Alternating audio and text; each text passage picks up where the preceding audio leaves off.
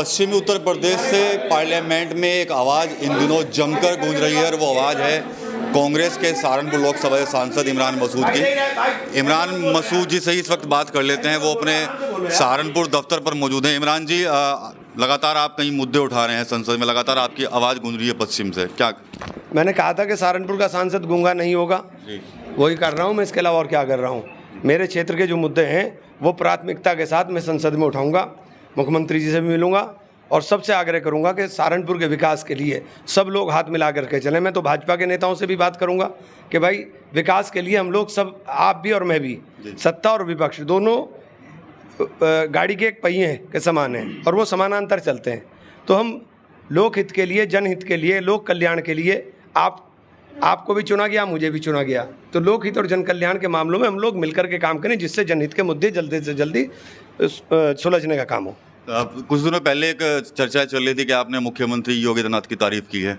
नहीं, तारीफ का और उसका कोई मतलब ही नहीं है। मैंने कहा था कि चूँकि लाइट अच्छी चली तो मैंने अच्छी लाइट कह दी, तो इसमें तारीफ की क्या बात हो गई।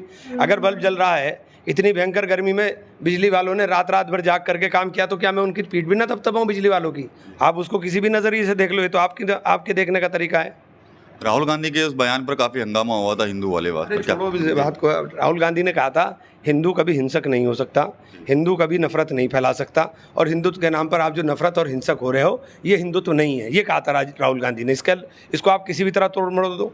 आप हाथरस गए थे इमरान जी, वहाँ पर पीड़ितों से आप मिले हैं, तो वहाँ पर कार्रवाई की मांग भी लगातार हो रही थी, तो क्या अब जो बाबा हैं उनका भी एक सुबह बयान आया है, वो भी कह रहे हैं कि हम संवेदनाएं हैं पीड़ितों के साथ, हमारी हम हर संभव मदद करेंगे। ये विषय मेरा नहीं है, ये सरकार का विषय है कि सरकार जांच करे और जांच करके पीड़ितों को दंड दे। ये मेरा विषय नहीं है। हमारा विषय था कि हम लोग पीड़ितों के पास, उन लोगों को जिन लोगों ने अपनों को खोया है, उनके ज़ख्मों पर मरहम लगा सकें। हमने सरकार से भी मांग की है कि बहुत सारी जगहों पर आप पैसा देते हो, इनको दिल खोल के पैसा दो, जिससे कम से कम बहुत गरीब लोग हैं, ये गरीब लोग हैं, इनके घरों के चिराग बुझे हैं, इनके घरों के अंदर थोड़ी सी रोशनी आ सके। ये बात हमने कही थी। 10 सीटों पर सर उपचुनाव होने जा रहा है, तो उसको लेकर क्या कुछ तैयारियां गठबंधन की, मिलकर लड़ेंगे या सर क्या कुछ रहेगा? भाई पार्टी का फैसला है, गठबंधन है, पार्टी का फैसला है। मैं तो एक सिपाही की तरह काम करता हूँ, जहाँ लगाएंगे वहाँ काम करूँगा। सर क्या लगता है कि क्या चंद्रशेखर को भी साथ लाने की कोशिश होगी गठबंधन में? भैया ये पार्टियों के फैसले हैं, नीतिगत फैसले हैं, इसमें मेरा कोई से नहीं है। 10 सीटें जो उपचुनाव होगा तो उस पर क्या कुछ उम्मीदें हैं, फिर इस बार क्या होने जा रहा है? वही होगा जो लोकसभा में, और क्या होगा।